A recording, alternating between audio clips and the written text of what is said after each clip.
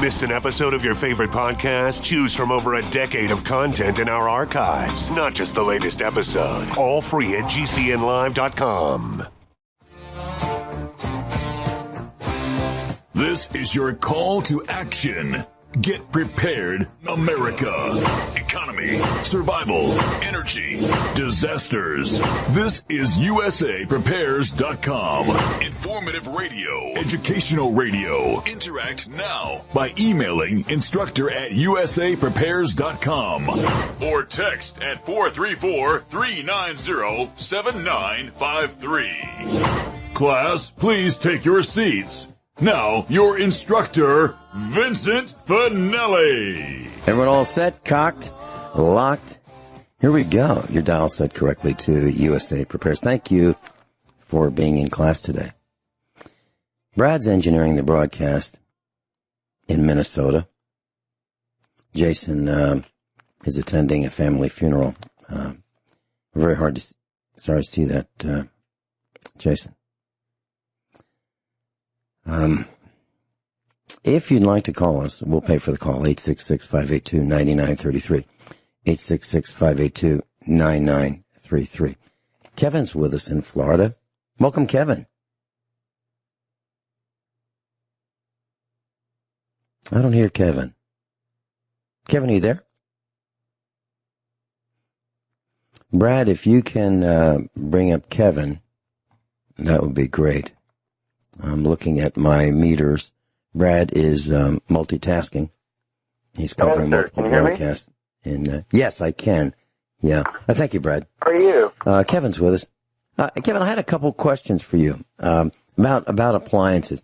You sent me an email about the complexity of new appliances having heat pumps in them, where they used to have a resistive strip of nichrome wire that would glow, red like a toaster would on the inside for like a clothes dryer.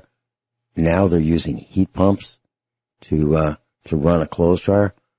What is your thought? What are your thoughts about the complexity and the additional costs and the plumbing required to make all that happen? Well, when I opened one of those up and I saw that the complexity, and I texted a picture of it to another one of my appliance tech friends who's got a business of his own, and we've been doing it about the same amount of time. I'll quote him, and this is going to be politically incorrect, but he said, "We have reached a new level of retard."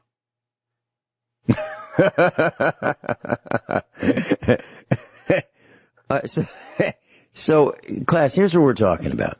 We're talking about a clothes dryer. Now, typically, clothes dryers are front load, okay, and you throw the clothes in there, and there's a motor that drives a belt that drives the drum, okay, and the clothes tumble. Hot air is delivered through a resistive element, which has a simple bimetallic switch that determines how hot the air should be and, when this element should come on and off. It's really simple, and they last for years and years and years without problems. So now, to make things much better, I think the federal government got involved in telling us that we have to be more efficient, and they put a heat pump in there. Now that's like sticking, literally, no exaggeration, that's like sticking an air conditioner inside the clothes dryer. Literally, that's what they've done. And to me, that is one of the dumbest things that they could possibly have done. So Kevin, where is so with a typical clothes dryer, electricity or natural gas or propane is used to provide some heat. And that heat goes through the clothes, and then that heat is exhausted out the 4-inch vent to the outside. Typically, that's what's done. Now, if there is a heat exchanger without an outside coil, if you will, the heat, what happens is you're removing heat from the air in the room where the dryer is, and you're dumping that outside. So literally in the winter, you're adding more cold to your house when you're running your dryer. Isn't that right? That makes sense.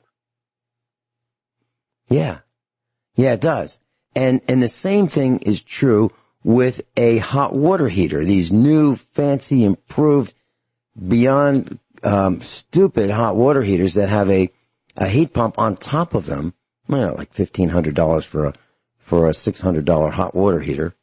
Now you're dumping cold air into the basement when you run these.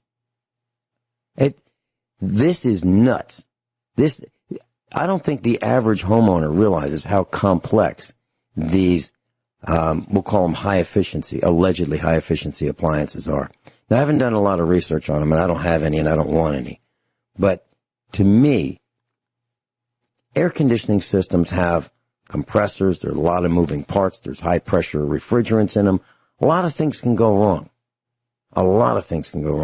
Why add all of that to what used to be a simple clothes dryer or a simple hot water heater? It makes very little sense. On Whirlpool's website, and this is called the front-load hybrid heat pump dryer. The two sentences they have in the product overview state, match your family's routines and your space with a front-load hybrid heat pump dryer that can be installed virtually anywhere, thanks to this ventless design. Dry each load your own way in this, quote, Energy Star, trademark, certified dryer with our most efficient fuel-sized dryer technology that recirculates hot air to help conserve energy. I don't know the last time I went into a house that didn't already have a hole in the wall where a dryer vent goes through the house or just directly outside. But the one time that I've seen one of these appliances a few weeks ago, the complaint was there's a lint trap at the bottom, and you take out this container, but you can also see behind the screen, and you see a ton of lint built up.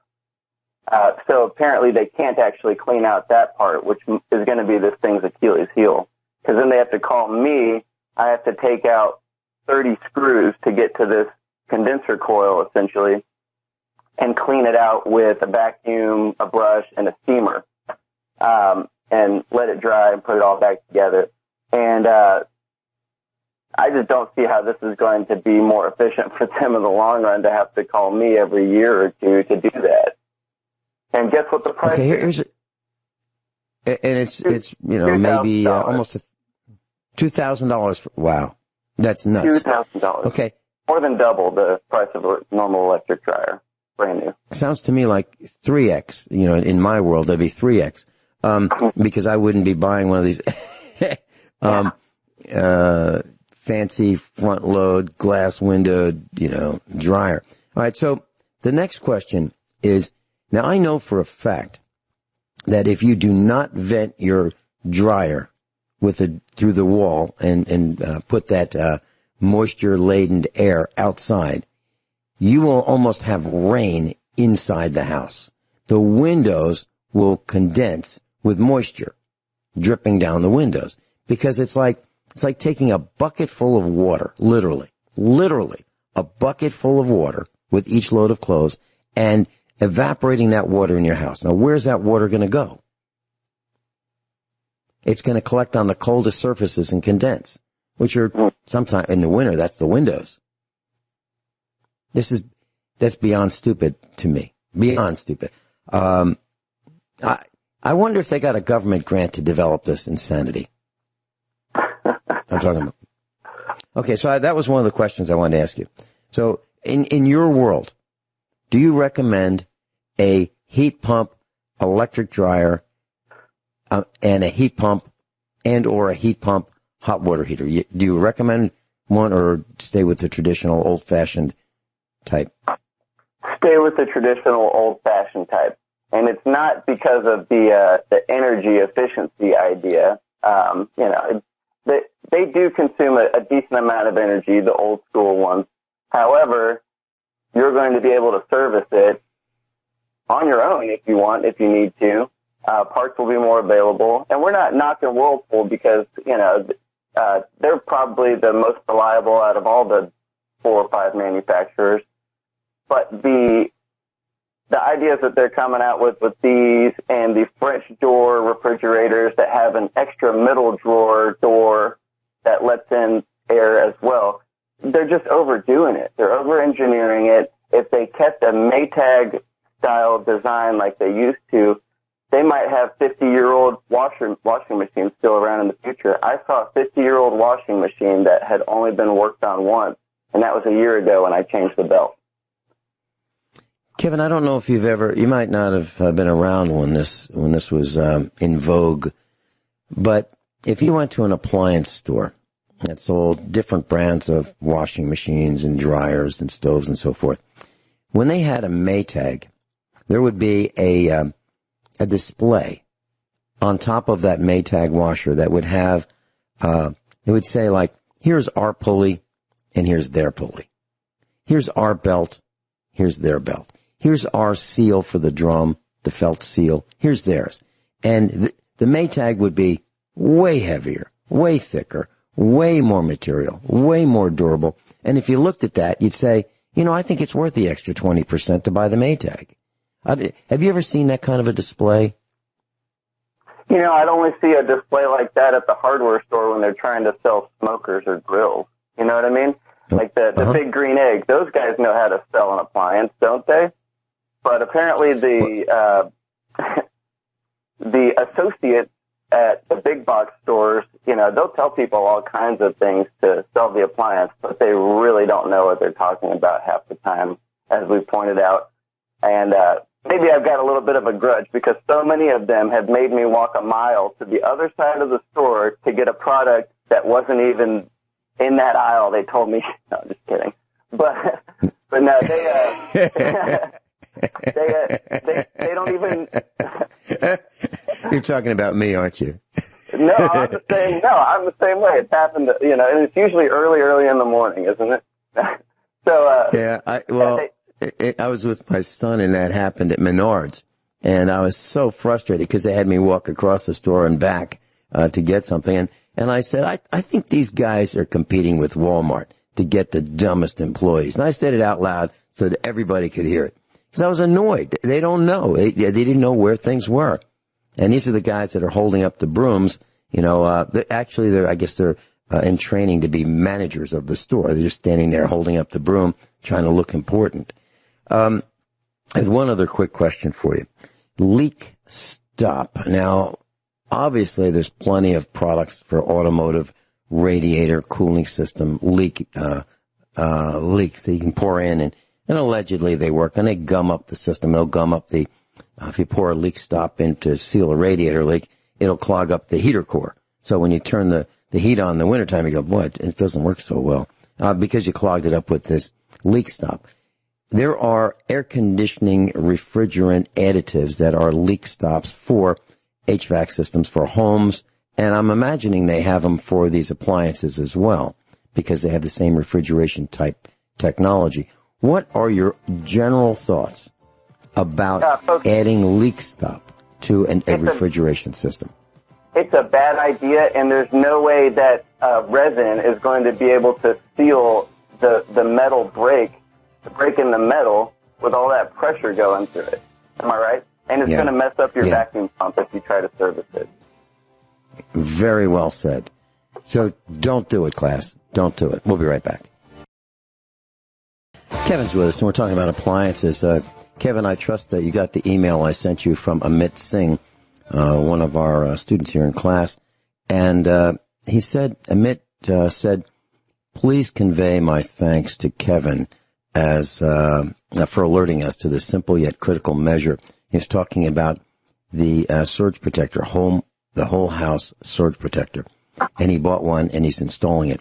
So he paid attention in class and decided to install one, and he wanted to say thank you. So I sent you a copy of his email. Thank you, Amit, for sending me that thank you note. Very kind.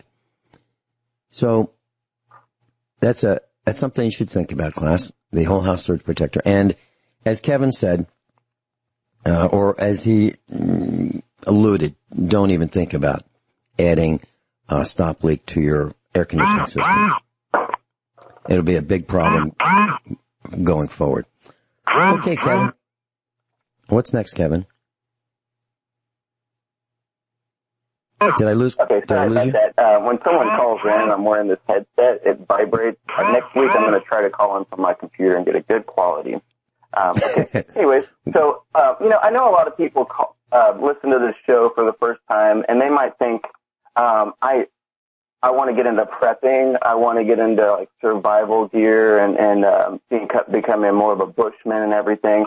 So I just kind of wanted to turn somebody on to 2 books real quick that would help them sort of formulate a checklist of preps, and also maybe even form a survival group in their community with a few families or something.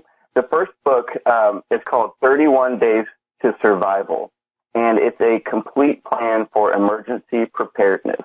And the author is M as in Mike, D as in Delta, Creekmore.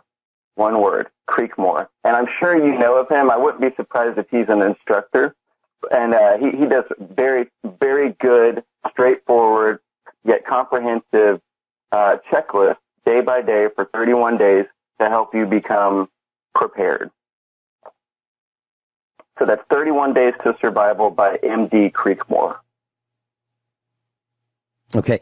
He is not an instructor at this point, but I will try to contact him and see if we can get him to become one. He also has a book called Dirt Cheap Survival Retreat, and it's a very, very small, quick, but bare bones, yet really relevant book to help somebody that's on a very, very tight budget, get out into the country or at least have a, backup retreat. Mm-hmm.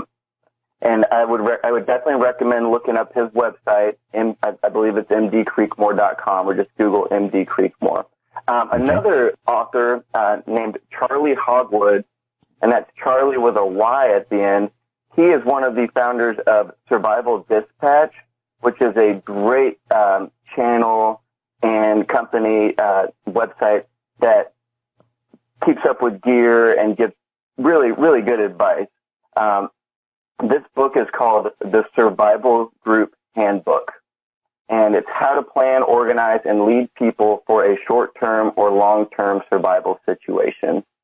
I'd really recommend checking him out. And you can also find his fictional book, The Unraveling, on Audible and Amazon.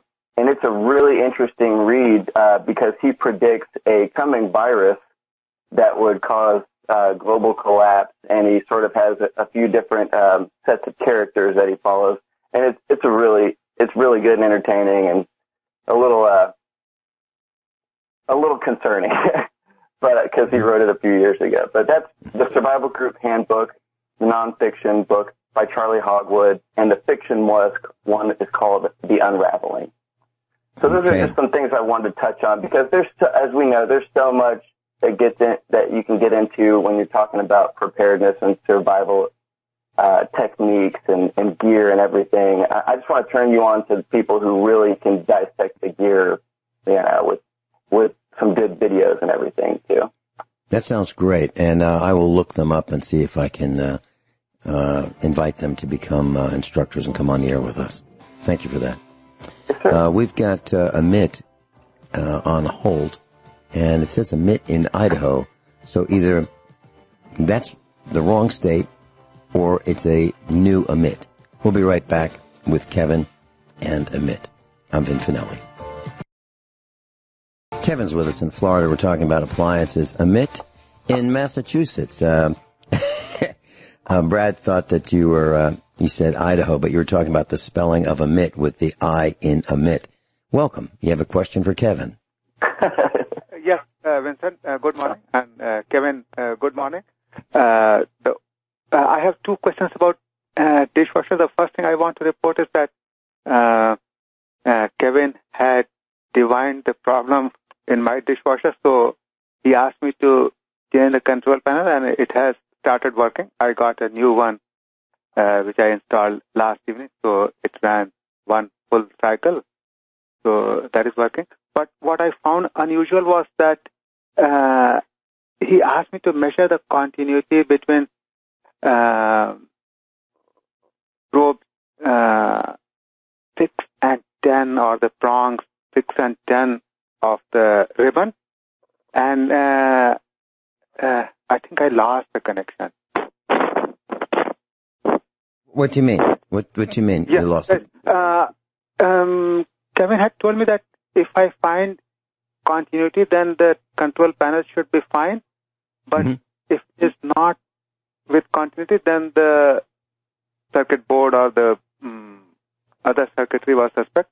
So I did not find continuity, but when I got the new part, that also did not have continuity. But I installed it, and that may have been a case of misinformation, even from the manufacturer. So it may have been the wrong legs that we were measuring, and those ribbons are really, really tiny. They can be kind of hard to get your probes in there. But hey, you know what? I'm glad you got it fixed, though. And if you want to send me some shekels via Bitcoin, I'm just kidding. Okay. Yeah. I've got a comment for you, Admit. First of all, I want to say thank you for diving into that project and fixing it yourself, because what you've demonstrated is what we've been saying. Yes, you can. Okay, you don't have to always call someone and for everything, and that's what we're trying to teach here at USA Prepares. That yes, you can. You can do your own concrete. You can do your own welding. You can do your own car repairs. And you know, the first time Kevin worked on an appliance was the first time he worked on an appliance. Okay? He didn't work on one before that. Okay? Just like the first time I worked on a lawnmower. I hadn't done that before. So you do a little bit of reading, and exactly what you did, Amit, and that's great. So you've led by example, and I want to thank you for that. Do you have another question? Yes, I have two curiosities about dishwasher use. And one, you have mentioned already in one of your earlier classes that you always use the dry powder detergent. Yes. And that is superior to the liquid or the gel detergent. So I want to know why that is superior. And my second question of curiosity was that I have heard that dishwasher is more water efficient compared to washing by hand. So is that really true, or that is just maybe urban legend? Or... I have some comments. Would you like to go first, Kevin? No, actually, you made a good point about the detergents last time. I think you could do that again. Okay, so Amit, here's why detergent is important. The detergent lubricates the seals. There are parts that rub against each other. There's a to keep the water from leaking on the floor. Okay, there's a motor that has a pump and an impeller, and there are parts that rub together to keep the water from leaking out. Well, if there's no lubricant, those parts wear out very quickly. That would be in a clothes washer, whether it be a new type or an old type, doesn't matter. And it would be the same with a dishwasher. So that's one thing. I don't use the gels and the other expensive products because, number one, I don't want them landing and sticking. I don't use any rinsing agents because I don't want them staying on the dishes. Okay, that's number one. Number two, it depends on whether, and I'm not avoiding your question about using more or less hot water. It depends on how you do it. So in a restaurant, they have a 3-bowl sink. They have, they dip the dishes in the first bowl, and that's where all the gunk sticks. The second is like a rinse, and then the third bowl is another rinse. So if you do it that way, you might use less water. But if you have the water running while you're, rinsing off the dishes, or if you wash one dish at a time with a brush and run the water on it rather than a bowl or a bucket, or a basin for washing your dishes, you're probably going to use more water. So, I don't want to be ambiguous. It depends on the technique that you use. I do both. I do not put pots and pans in the dishwasher for a couple reasons. Number one, I don't want the rack to wear out with the heavy pots and pans and sharp edges. Yeah, I don't want that vinyl to come off the metal rack because a replacement rack is $135. And to me, $100 is what I would spend on a dishwasher. So I'm not going to replace a dishwasher rack for $135 in a dishwasher that I bought for $100. And I buy them used. That's number one. Number two, if you wash glasses in a dishwasher, the detergent etches the glasses and they become cloudy. I don't like that either. And they all do. It's 100% of the time glasses will become etched. You put a wine glass, I don't use wine but very often, but if you put a wine glass, you'll really be disappointed in how it comes out after a couple of washings. And the reason I use the dry detergent is I can measure exactly how much I want for the clothes washer and for the washing machine. One other thing I want to say about dishwashing dry detergent. I have a ultrasonic cleaner that I clean parts like carburetors and, automotive things, etc. Small parts that need to be cleaned. And I will use warm water and dishwashing detergent in my parts washer. Now, I don't know if it's recommended or not, but it really works well. Those are a couple of things I want to say. Kevin, any comments? Well, his other question was, there are these commercials that say it's more cost-effective to actually run your dishwasher than to clean them by hand. Mm-hmm. I think on one hand, they're trying to sell more detergent in those little pods. On another hand, and this is the conspiracy theorist in me, they're trying to push the idea that you only get a little amount of water, and in the future we're going to cut that off whenever we want. But I think if you turn off your heater, as Vincent was saying, and you use a cost-effective powder that you buy in bulk, you may actually save some money and some time. And with that time, we can build AR-15s. We can work in our garden. With these appliances, they allow us to do so many other more productive things to help us get prepared for the coming collapse. Okay. Yeah. I just have to make a comment in this line as a first-generation immigrant. For example, maybe a couple of months ago, Kevin and I think Vincent also observed that the lint we find in the dryer is really coming from our clothing. So our clothing gets worn out every time it is washed or dried. So we have seen likewise that delicate clothing, either we don't dry in the dryer or maybe not even just wash it by hand. And putting pots and pans in the dishwasher, we have seen that if they have bakelite handles or rubber gaskets or something like that, because of the heat and the chemicals, they start aging very quickly. As you just said that the fine glass or glass utensils become abraded or become ground by the motion of the water or motion of the detergent. So that does dull the crockery definitely. So that's what we have seen as first-generation immigrants. So we avoid using a few situations of dishwashing, machine dishwashing, that is. You're absolutely correct. The good thing that the dryer lint is good for, you can save a bunch of it and use it as tinder to start your fires. Or you can, there's some recipes where you can make little fire briquettes and fire starters. Mm-hmm. Yeah. That's about it. Amit, thanks. Yeah. Amit, thank you so much for calling in and sharing that with us. Thank you, Amit. Thank you, Kevin, and thank you, Vincent. Bye-bye. You're welcome. Bye-bye. That was Amit.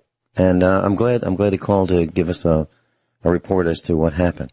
Kevin, what's next on the blackboard?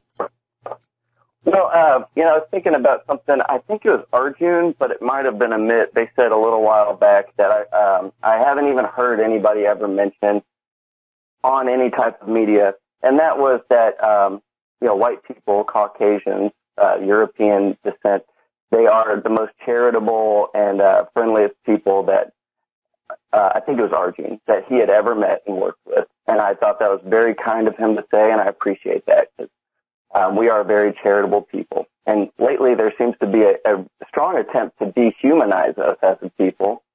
And, I see that throughout history. I like to study history. And I see that, when people start to get dehumanized, sanctions and blockades or attacks on their economy start to happen. And then we go through, their history and their ideologies, their heroes. And then it's for them. Where are we? At what stage do you think we are at in that process, Vincent? Well, my take, and I've said this, maybe I'm answering it a different way, but I believe that we have already entered the beginnings of a combination of the Second American Revolution and the Second Civil War. And the reason I say that is because there's nobody to call. You can't call the police. The government institutions have failed us. They have regulated us. They've taxed us, and they think that we are second class to them. That's number one.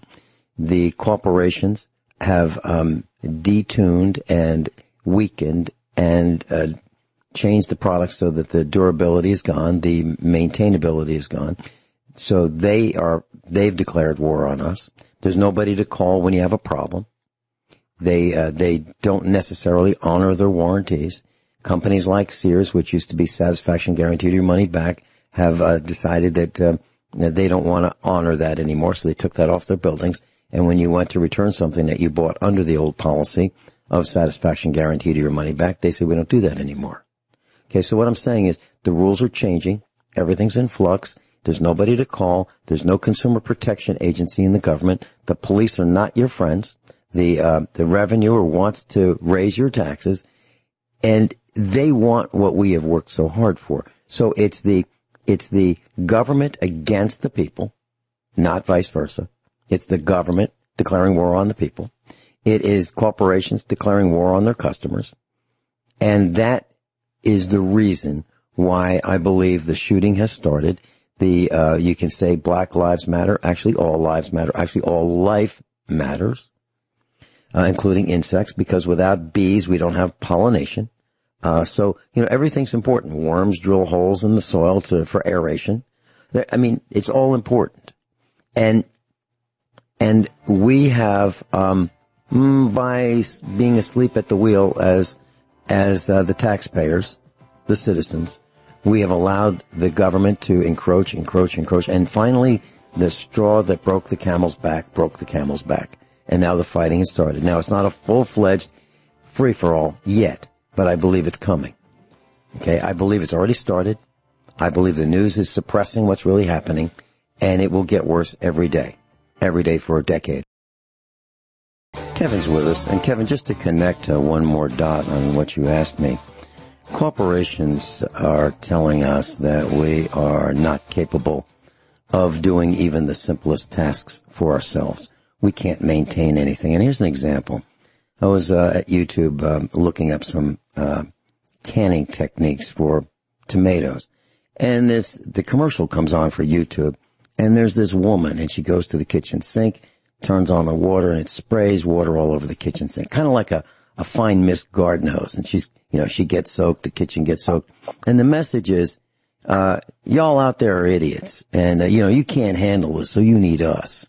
You need this, this insurance or whatever they're trying to sell to fix that faucet. Now, I know for a fact that we had a drip in our kitchen swivel part of our faucet. It's a high-rise, not a gooseneck, but a high-rise spout. And after 10 or 15 years, the darn thing started seeping a little bit. So I had some O-rings that I bought, 550 or so O-rings, different sizes, for about $10. So that's about 2 cents a piece. And so I just loosened the nut with a wrench, lifted out the spout, put new O-rings in it, put a little Vaseline for lubricant on the O-rings, put it back together, and for between 2 and 6 cents, it was fixed. So what I'm saying is the corporations are telling us we're as dumb as a box of rocks. And people seem to believe it. And it's not true. We are not that dumb. So not all of us, that's for sure. Not USA Prepares instructors and students. We're not that dumb. So does that sort of answer your question? Yes, it does. And I see that on a very subliminal and even a very direct level in children's programming. And also, it seems like throughout history, Western civilization, modern society, however we want to phrase our people and our ancestry, we've always been an agrarian people, and there's always been this group who seems to and spread roots, yet they always come in and they want to get in between us and our consumers or the producers, and they want to offer insurance, and they want to create these regulations, and they just want to get in there and they want to get a piece of the pie without doing the work, and I'm so sick of it, but, we just have to recognize them for what it is. We have to come back to being agrarians. We have to be community-based, local government. We have to get ready also to see the union splinter or see the union become homogenized into a global government. And then guess who the minority is? Do you think we're going to be treated with kid gloves when we're the minority? I don't think so. I think we need to form survival groups, and I think we need to, continue to be respectful with everybody, but be very cautious and realize that when a people balkanizes, eventually it gets very primitive and people go to their own group. And I'm not saying that we shouldn't welcome other people into our group, but they go to their people, and, when they're hungry, and we're all 9 days away from complete, starvation and panic without food. 9 meals. 9 meals, yes, sir. That's 3 days. 3 days, 3 days, even worse. Yeah, one of our instructors by the name of Mike Parsons had a saying, and here's a message to the governor of Tennessee. Let Mike Parsons out right now. And Mike Parsons would say, love many, trust few, learn to paddle your own canoe. And there's a lot of wisdom there. You can't trust most people. You can love them, but you don't have to trust them. And you got to do things for yourself. It's as simple as that. If I have to, the first time I fixed a transmission was the first time I fixed a transmission. The first time I raced a car was the first time I raced a car. The first time I started my own business was the first time I started my own business. You can do all these things also. You don't have to believe what you've been told in school that you can't make it. You don't have to believe that you have to work for a company because of security. Frankly, the proof of no security is exactly what happened starting in January of this year. Y'all got thrown out of your jobs, right? Mm-hmm. So all that security working for that big company, you got laid off, or you were told to work from home if you're a government employee. So there is no such thing as security, except for people who make their own security. Now, what kind of a person does that? Well, that'd be a guy like Kevin. That'd be a gal like Cathy in Ohio. Be a guy like me, Mrs. Finelli, our children. You can do it too. Norm Shealy. Keep it simple, folks. Yeah. Kevin, I want to thank you for changing your schedule and rescheduling your appointments for this morning so that you could be with us. My pleasure. I just want us to all get prepared and stay on it. Stay on it. Form community. I have an email I'm going to read addressing some of the things that you said next hour. Thank you, Kevin. Thank you. Everyone all set? Cocked, locked, hour number 2 of USA Prepares. Cathy's with us. Cathy, I'd like to read an email I got, and I'd like to respond to it. It'll be very short, but it has to do with some of the things I've been saying.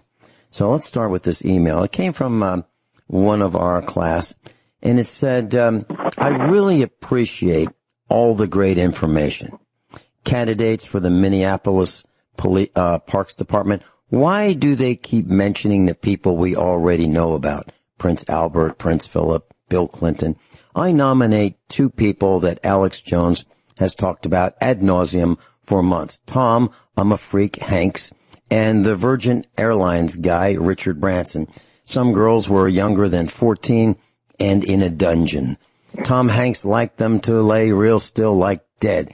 A lot was found on Anthony Weiner's laptop. Dr. Richard Allen Miller, when he was back last week, it just felt so right.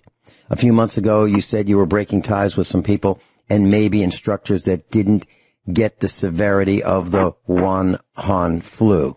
That would be awful. And it was signed by this lady. Here's my response. And this is about yesterday's broadcast and previous broadcast. I mentioned her name and I said, if you listened carefully, most of that part of the monologue was made up.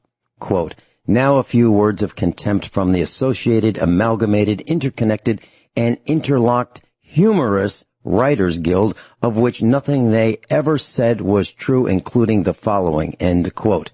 There is no such thing as the associated, amalgamated, interconnected, and interlocked humorous Writers Guild.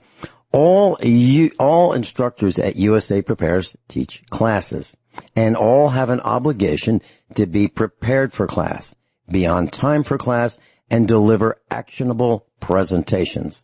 Nothing less will do. It's my responsibility to make that happen. I will not allow people to confuse our class about the severity of the coronavirus. It is absolutely deadly in many cases. Saying it's a fake, fraud, or BS is not acceptable to me because it can get some people killed, and saying that one is sorry for mistakes that get people killed is not acceptable to me.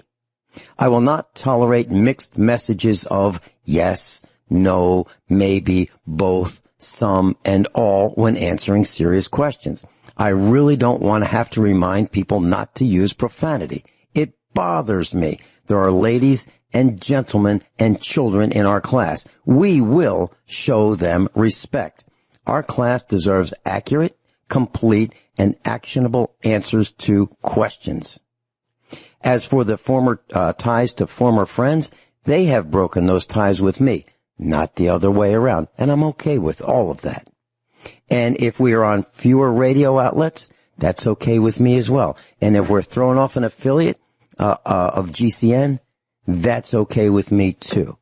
If you want to blame someone for the way USA Prepares operates, blame me. Most alternative radio is talk radio. USA Prepares is do radio. We're different when compared to all other radio programming. USA Prepares has no advertisers, no revenue, and does not accept donations. No one gets paid at USA Prepares, including me, and we don't pay to be on the radio. Other broadcasters do pay. Most of what I hear on the radio is sickening to me, and I will not allow USA Prepares to be like that. That's my comment. Welcome, Cathy. Hi, Vincent. How are you? Well, I just wanted to get that off my chest. We are different, Cathy. We're just a bunch of volunteers who think that we have something worth saying to help other people who may not know some of the things that we know. And we're willing to take our time, change our schedules in order to do that. And that's who we are.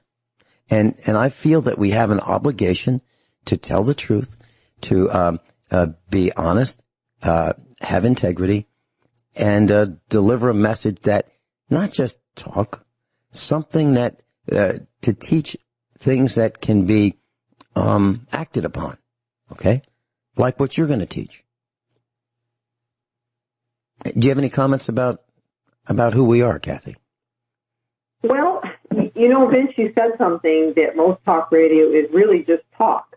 And some of it is information. I mean, there's sometimes you do get information about what things have happened, like the emails from Anthony Weiner's computer and those types of things. And that's valuable. But I think right now in the current situation that we have, I think it's like give me the tools to do what I need to do. Give me the confidence, which is like what you just did with Kevin. You encourage people, let's just try it. And one of the things that I'll mention I'm just dealing with this week is I'm working on a wedding dress.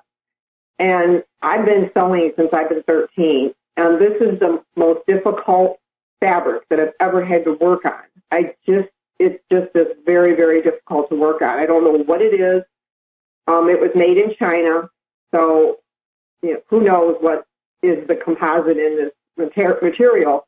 But one of the things that I kind of learned through this whole thing was I got started on it early so that in case I ran into problems, I could have time.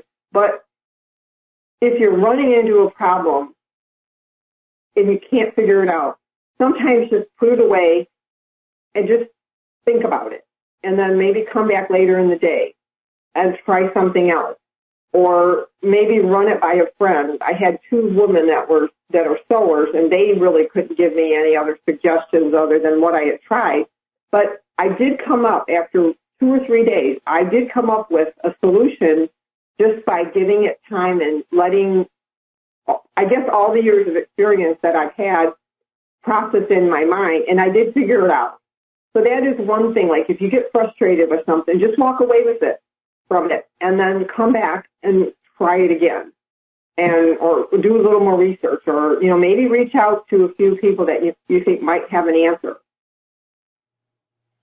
But Cathy, you use the same words that I was thinking of as you were saying that.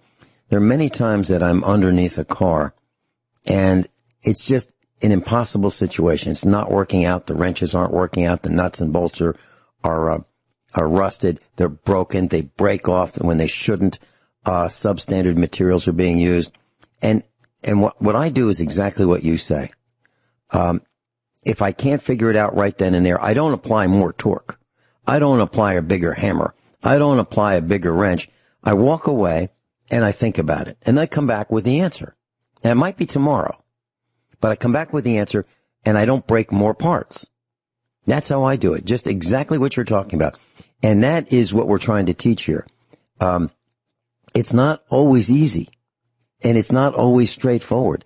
And we keep getting presented with more and more challenges because we're working with more and more substandard materials.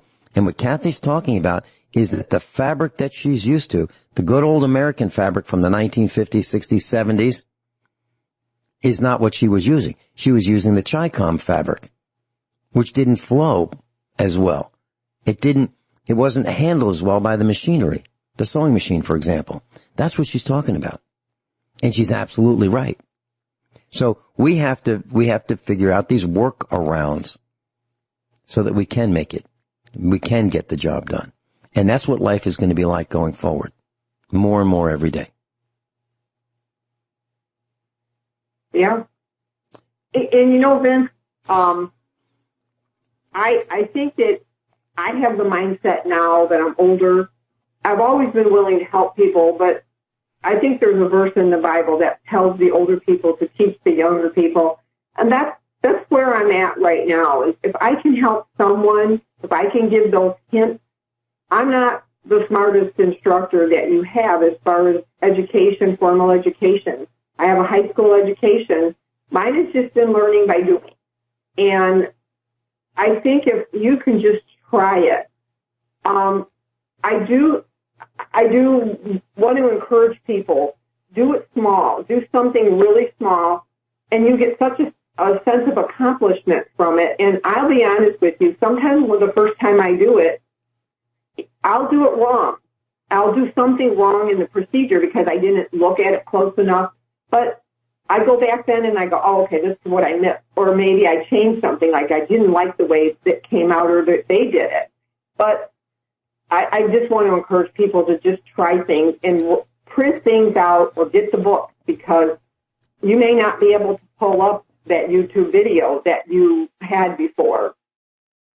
The other thing I wanted to ask Vince, if I could, is every time we talk, I always have a few things I never get to that I would like to present to people. If I can just kind of rapid fire through them, and then if you have any questions, you can just ask me the question. Go for it.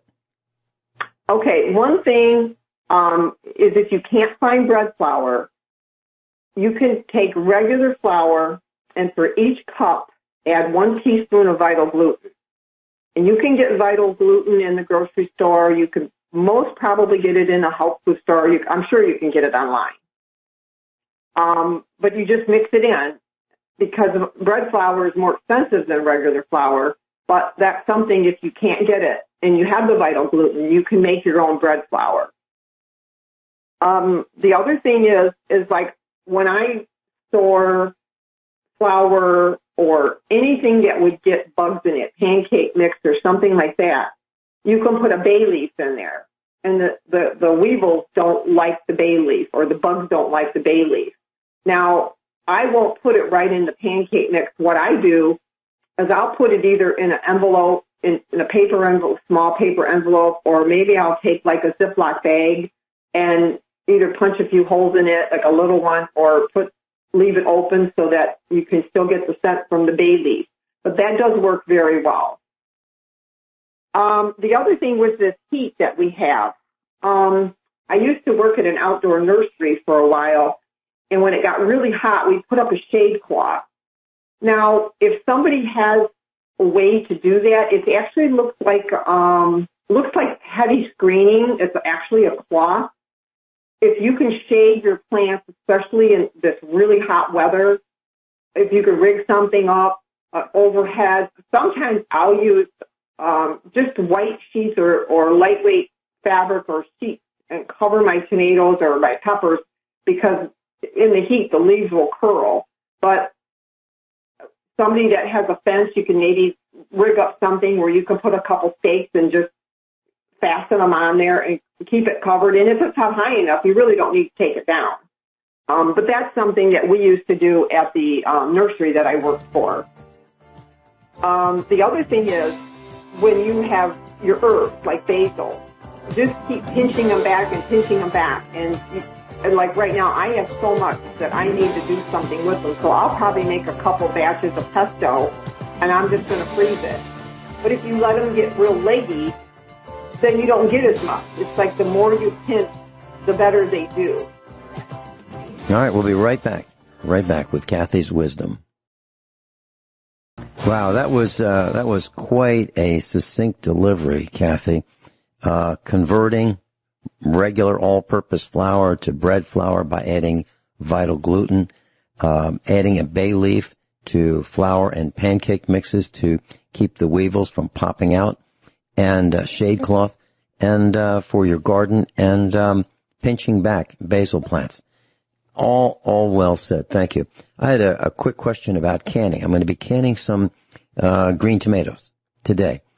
And I've seen two methods. One method is you cut up and slice the tomatoes into discs, if you will, and you do the same with onions, and you layer them and you put them in a cool area, let's say the refrigerator, or you add ice to them.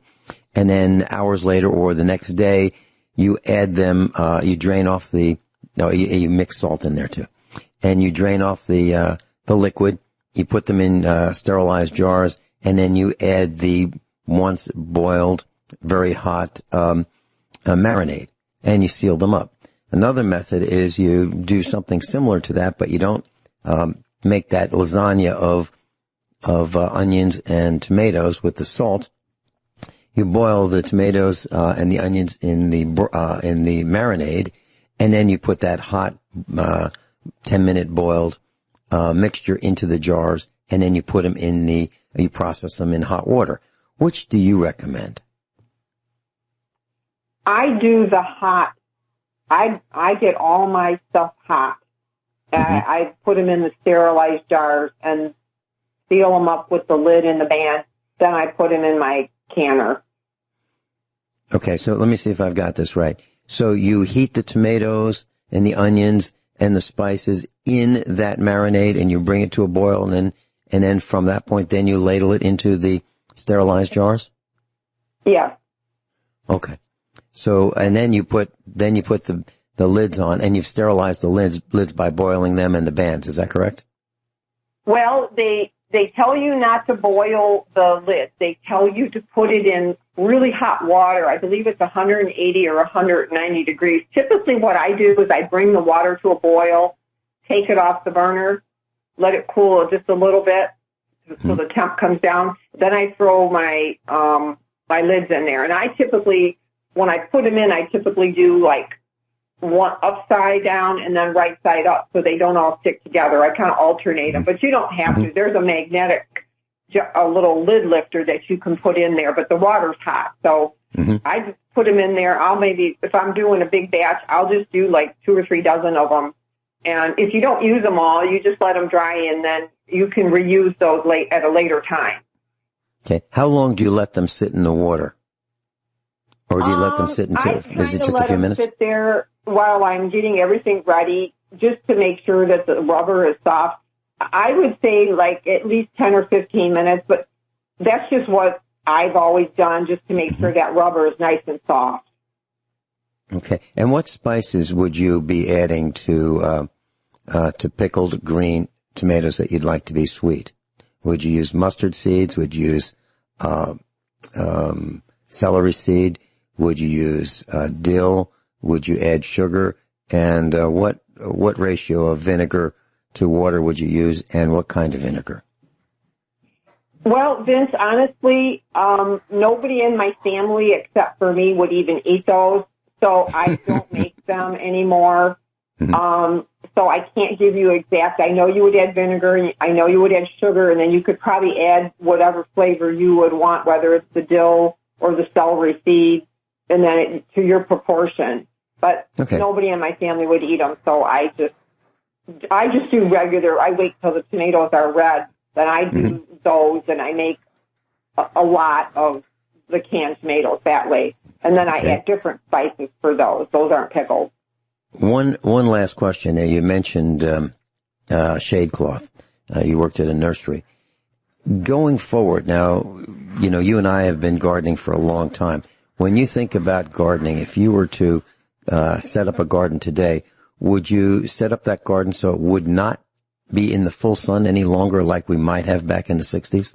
Would you put it in so it's, sun, let's say half the day or 3/4 of the day instead of all day?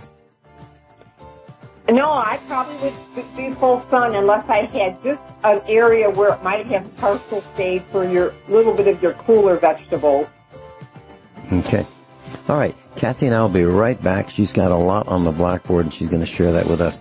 Cathy, I think you undersold yourself when you talked about not going to college. I think you've done a fabulous job, and you know so much. Yeah. Class, Cathy is dispensing wisdom for your survival. And I suggest you really pay close attention to what she's suggesting that you look into. Currently, China has just sealed off a city of 3.5 million people because of COVID-19 infections. They sealed it off yesterday. 3.5 million people are locked down. So, do you think that we're immune from it? Obviously, we're not. Cathy, back to you. Vince, I have a couple things that I would like to run by. You can tell me what you would like to know first. I have a mixture of powders that I mix up for my dog that keeps her from shedding. She's a black lab, and I thought of you because you got your German Shepherds there, and I know they shed a lot. Mm-hmm. That would be great. You could start with that. That'd be wonderful. Okay, and I've been doing this for probably 20, 25 years because I've had German Shepherds and black labs. It's called Healthy Powder. And all this stuff you get in a powder form. You don't want to buy capsules and take them apart. It'd be like way too expensive. So some of it you can get at like a feed store now, or I'm sure you can get it all online. But when I first started making it, I could never find it online. So now you can get it. But I'll give you the recipe and I'll give you the dosage that you should use.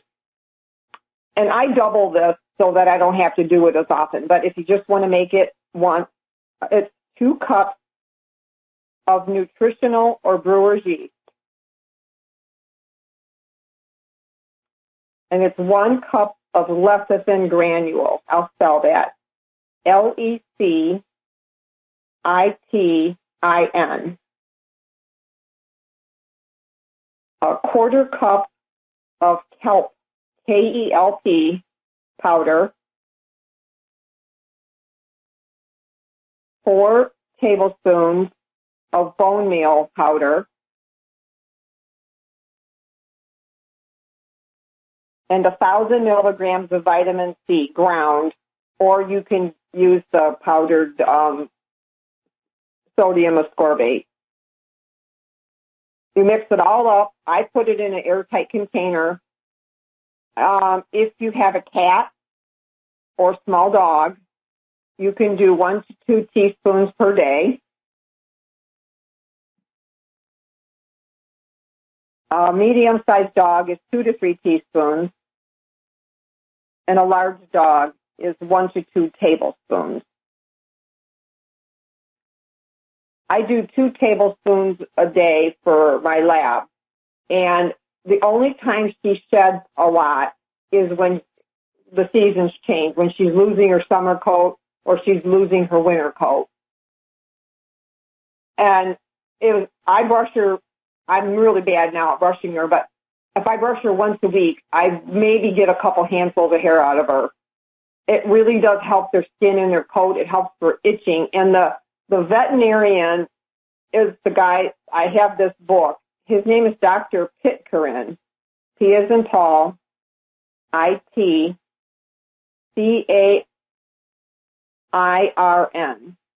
And he's got numerous books. Mine's an older book now, and I'm sure he probably hasn't updated, but it really works for the shedding. So I hope that helps somebody. Yeah, and what about ticks and fleas? Does it do anything for them? No, I mixed up that tick that tick recipe that Dr. Shealy talked about, and I put it in a little spray bottle, and I put a couple drops of soap in mine. I mean, just a little bit, because the essential oils want to separate, because if you put them in just water, it's oil and water. So I'll put like 1 or 2 drops of Dawn dish soap and shake it up.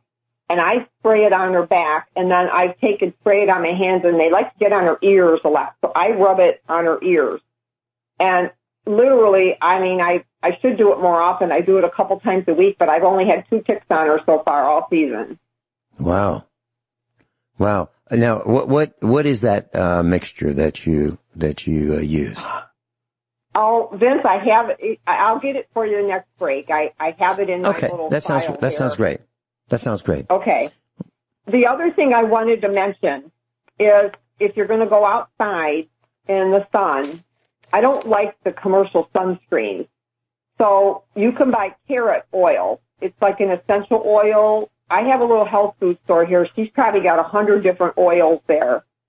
I'm sure you can buy it online. But it's just carrot oil or carrot seed oil. And you mix a little, like 1 or 2 drops in your palm, and you take maybe a tablespoon of coconut oil, and that's my sunscreen. I put it on my face, I put it on my arms and my legs when I'm outside.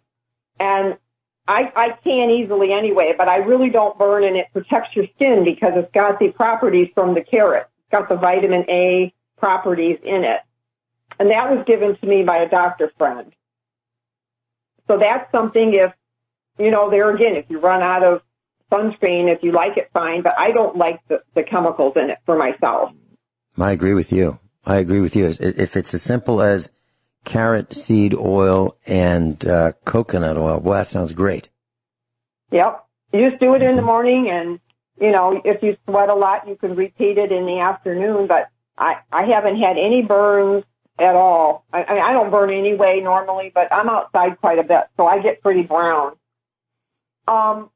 We talked about canning things, and I want to give you that information, but one other thing that I want people to be aware of, if we're going to the store, and I know that we may have another shutdown, but the grocery stores typically run their best sales mid-month. They don't run the good sales normally at the beginning or the end of the month, because that's when people tend to get paid with certain checks. I've kind of looked at the different flyers over the years, and I always find, like, we have a store that runs, if you buy 10, you can get 10 for 10 items for $10. And some of those items typically were 2 or 3 times that cost. But that's always the second or third week of the month. So that maybe will help some people if they're trying to stretch their grocery budget a little bit.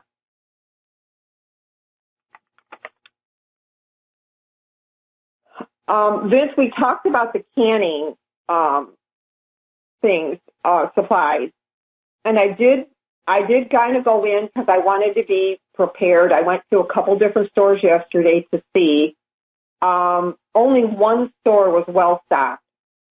I went to TSC, which is our Tractor Supply store here, and they were all sold out of everything but pint jars. They had nothing. The Walmart had a few lids. They had standard lids here, and they had one box of jars. I did not find one canning, like the big granite ware canning pot with the rack in it. I didn't find any. Now there were some online. Some of them did say they had 4 to 6 left, that type of thing. But the best prices that I found overall was Walmart for your canning jars and lids and rings and the bands. If you want me to give some of those prices, I can. Oh, sure. If you've got them, sure. Yep, I do. Okay, Walmart, their quart jars for the wide mouth were $11.50. Pint jars, the wide mouth. And I think these were both the same price. They didn't have a sticker for the standard, but they were pretty close in price. It was $8.75. So I'm guessing that the standard might be a little cheaper because it's a little smaller.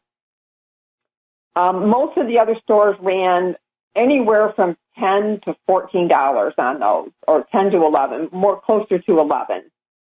The lids at Walmart for the wide ones were $3.18.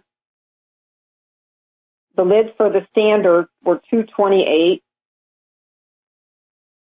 And if you can't find the lids by themselves, sometimes you can get the lids in the band with $5 for both, which isn't a bad deal. It's better to get them together if you need them.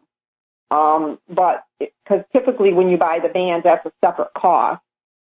The canning pot, those run, there's different sizes. There's a real small one, which is a 12 quart.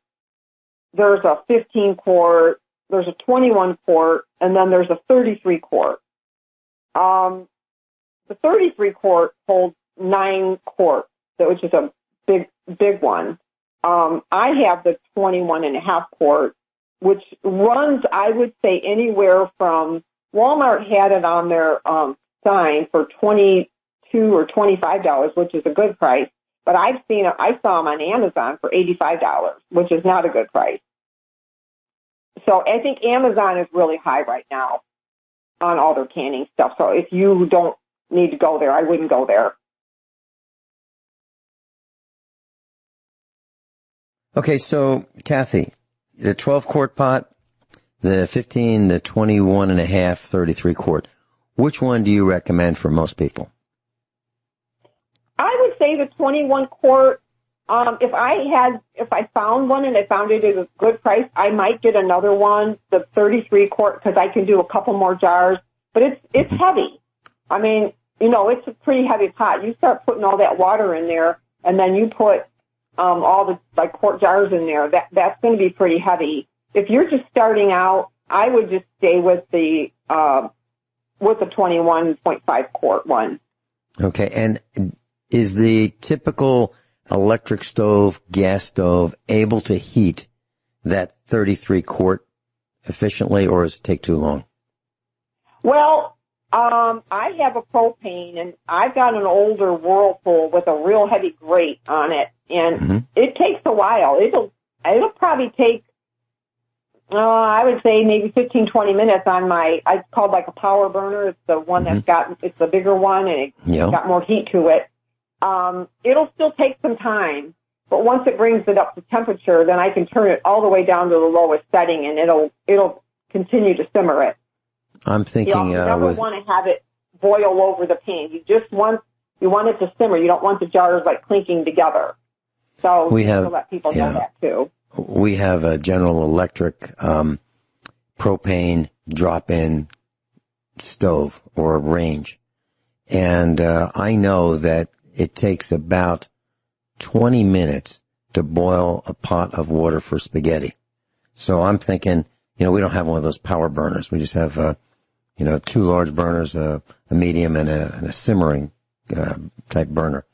And I'm thinking that we'd never get that 33 quart heated up, it'd take probably an hour, literally. So I'm thinking the 21.5 is the way for us to go based on what you said. Okay. And, do you prefer the wide mouth jars, or would you suggest we all standardize and get just the standard quart jars?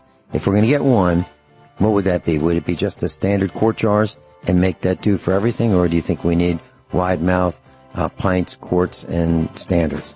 What do you recommend? Would you tell us when we come back after this break? Cathy in Ohio is with us, USA Prepares instructor. Cathy, do you have that information about the flea and tick control mixture that you make? Oh, geez, Vince. I'm so I'll tell you what. Yeah. If you have a chance, if you'll just email it to me, I can read it before, next week, before the next time you come on. That way, our class will have it, and then you can tell us all about it. Okay, what about standardizing jars? I'm talking about, you mentioned pint jars, half a quart, quart jars, wide mouth, and standard mouth. If we're going to just get one, can we do it with just one? Sure. And which would it be? Okay. Sure. Well, standard, if you're going to do one, is probably better because you can always get 7 standard jars in a canner. You can't always get 7 wide mouth in a canner. So I would say go with the standard if you're going to pick one over the other, but I like both. I use both. The wide and mouth, when you talk, a lot of times you get a little bit more in them, so sometimes I like that idea. Okay. And when you talk about a canner, I believe you're talking about a pot that sometimes is this speckled, kind of a dark black gray colored, bluish black gray with white speckles with a kind of a steel pot porcelain lid with an elevated rack for the bottom. Is that what you're talking about? Yes. Mm-hmm. Okay. Yep. All right. Yep. And so they're still in vogue and they're still the way to go versus some other kind, stainless steel, for example? I saw a couple online, and some of them I was reading the reviews. Some of the people said that their lifters or the rack inside had rusted.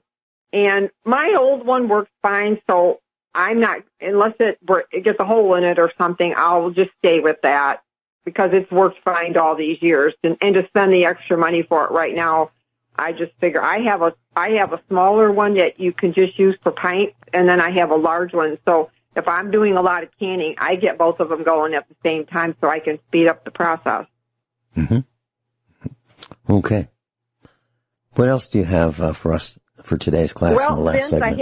I have one thing I wanted to say to people, and I know we're almost out of time, but I have in the last 2 days, I have a raspberry patch out back, and I have picked 46 cups of raspberries in 2 days.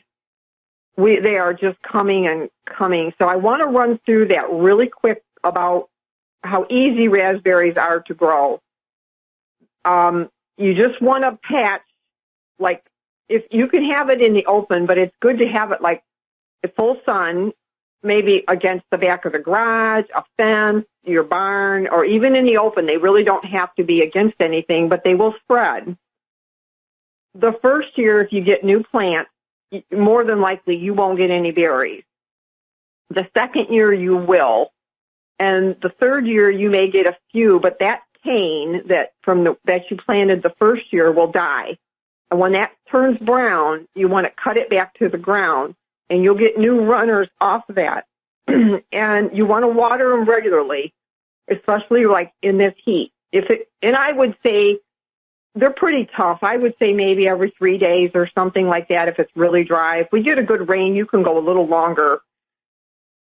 When you pick them, be real careful because the tips will break off easily. I find that when other people come, if they want to pick, they break them. So what I do is I take a bucket with a handle, a small bucket with a handle, and I put it through my belt, and I buckle the belt, and then I can use 2 hands. And then I kind of guide I I use my hand to hold the tip, and then I pull off with the other one so I don't break off the tip. Sometimes when you move around, and they have thorns, so wear long sleeves. But that is a easy food crop for people. And then I just fertilize them in the spring when there's hardly anything coming up, when they're all dead. They look like they're all dead. I get in and I put a nice 16-16-16 fertilizer in there. And sometimes if I've got extra mulch or sawdust or grass clippings, I'll put them in there. But once they get bigger, you don't get a lot of weeds. So that's something that is a source of food for people, and they're very easy. I have very few insects that even get on them. So I just wanted to get that one in there real quick for people. That's great. And what do you do about the insects that live on these things? That if you eat them right off the plant, you're going to be eating bugs. How do you do you soak them? Do you put them in a little bit of vinegar? What do you do? No, if you soak them, Vince, they're going to get all mushy. What I do is I don't stack them real high. As my bucket starts to get full, I put them in like a shallow dish tray, whatever you can, because you'll crush them. Mm-hmm. And I end up freezing a lot of them. But if you put them on a tray or something, there'll be little black bugs sometimes that are on them. And they typically go after the really ripe berries. So those I normally will just throw down and let the birds get them or something. But I don't spray them or anything, but I don't get that many bugs. Very good. Cathy, what a wealth of information you provided, an inspiration to our class. Let's think about canning. If you've got your garden, think about doing it and get that skill learned quickly, because I think we're all going to be doing it more and more and more. Actually, I know we are. Cathy, thank you so much for spending your time and preparing for this class. Kevin, thank you. Class, above all, honesty and integrity. What happens next is up to you.